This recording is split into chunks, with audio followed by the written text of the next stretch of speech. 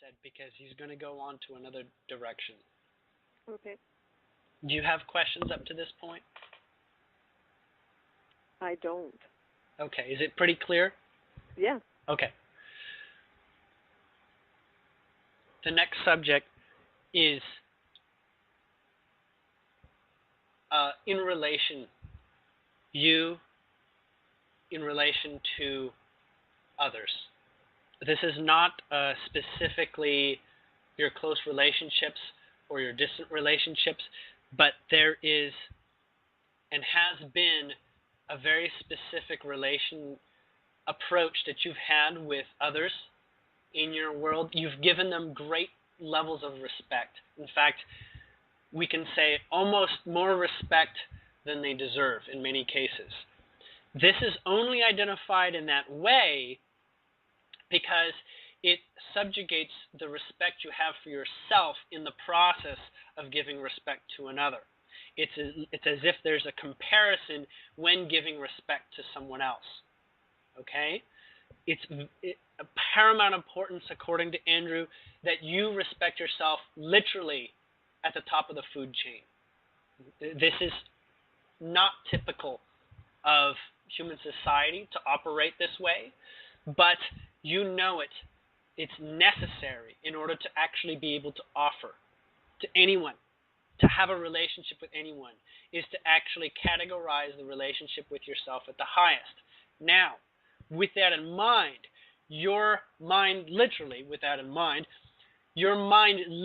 has a concept of what it is to have an element of self-worship that is actually more akin to self-preservation than actual self-respect. The concepts of self-preservation are very illusionary. And it is time, and you have already begun this process of removing the illusions of what self-preservation concepts and mental concepts you've gone through in life. You've made good progress. It's time to continue this, as these are self-limiting beliefs.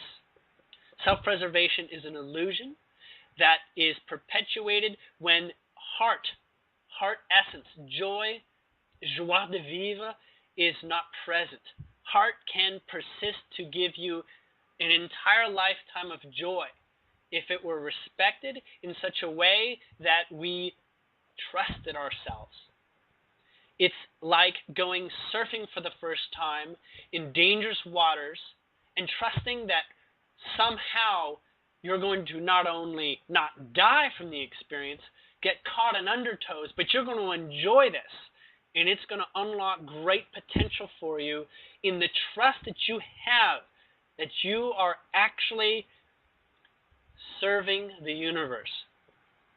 This service of the universe is you being you, is you expressing heart. You bring unto reality more through your conduit as a human physical being, bringing through what your soul has experienced in other lifetimes and bringing it into specific clarity like a lens in new and unique ways. You have never had a lifetime like this. Perhaps not even close. In fact, a couple things have come into this lifetime from past lifetimes. You would call this your skills. These are things that are easy for you and natural. But there's many things in which you are to expand into the unknown. And these areas are what your soul is seeking to reap through your physical experience. And you will understand these as states of discovery, exploration, creativity, and feelings of abundance.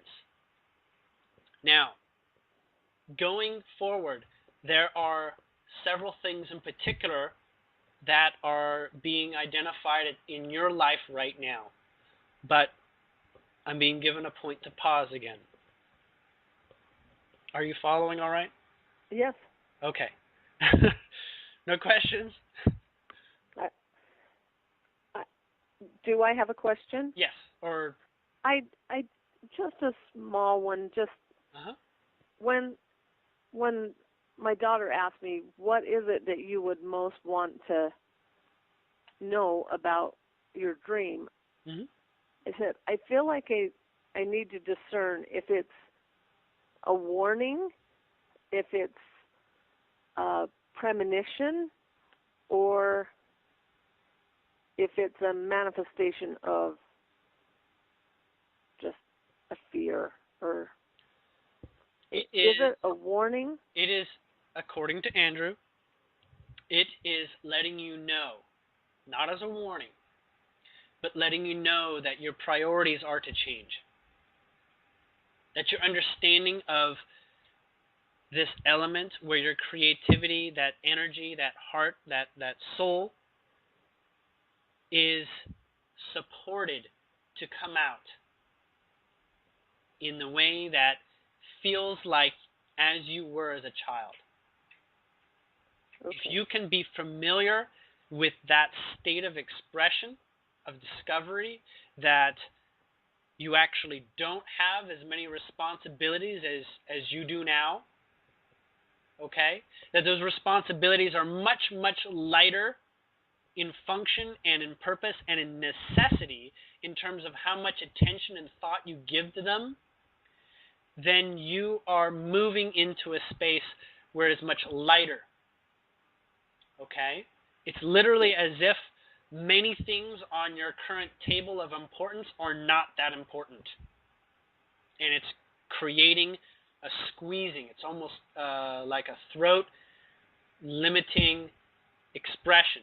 Now, it's not so much limiting as in causing you to lose energy, so much as you are ready to actually step out. Does that make sense? Yes. So this expression is going to continue until you realize that you are extremely supported divinely on many levels to start acting, we might say, hastily, from like a childlike perspective into engaging love with less conscious belief that it is not possible. It's as if your beliefs have created a cage. And as you not necessarily look at the reality that you understand and call your beliefs are a problem, it's that they are not serving. And so this will create the aging process. Aging is a process where you are including more limitations than supporting yourself to explore. And there have been many things you may not be aware of that are very, very potent in ways for you to express yourself that are perhaps quite new or have been long forgotten, that will change the way that you live life. It's almost like you've won the lottery, but you won't spend the money for some reason. Does that vibration make sense? Yes. Okay. That is what it's like. It's like you're trying to protect that $1 million or several $1 million. And Andrew is trying to say, spend it. Okay. Okay? Now, you do have he's referencing before, you do have not quite a clear understanding of how money comes into being exactly, but that's not so important. That will fall into alignment as you begin looking for reasons for smiling, looking for reasons to laugh, looking for reasons to joke around and loosen up things that don't need to be so serious. That's just the starting. That will be the phase that you go through next. That will be most easy to identify with. And it'll lead in a direction where listen to your favorite music. Eat your favorite foods. Even if it feels like in the past those foods, were things you should not have done. There's this place where treating yourself financially and letting yourself go on that, don't quite start there, okay? But there is treating yourself to more experiences that lift your heart, okay? And cut out things that diminish your connection to your heart, like, things in the media, whether it be things on the internet or television or information that doesn't make your heart soar, okay? You're familiar with lots of movies that you haven't gotten to and ones that you have enjoyed that have made your heart soar. It's time to increase the frequency of those when you have an off time, like, time to spare or time that's available, okay? These are beginning steps.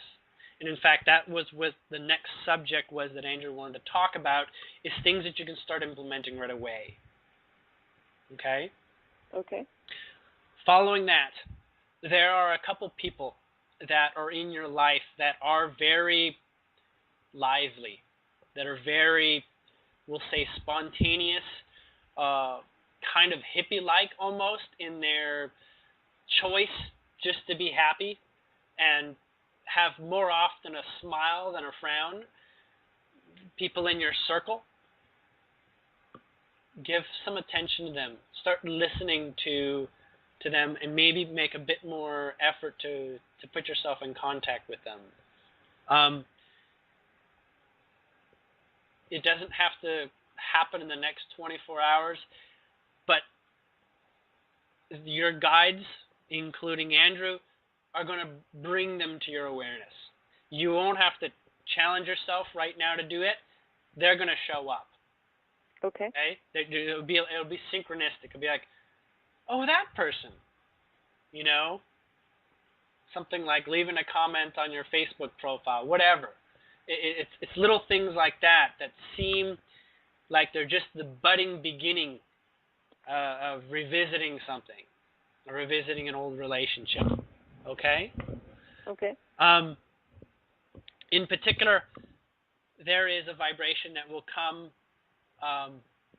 3 months to 6 months from now. So not in the next 3 months, but from that 3 months from now to 6 month period, that is going to be the teenage energy. That is very familiar to sort of like the crush energy. Okay? Like a boyfriend crush type of thing.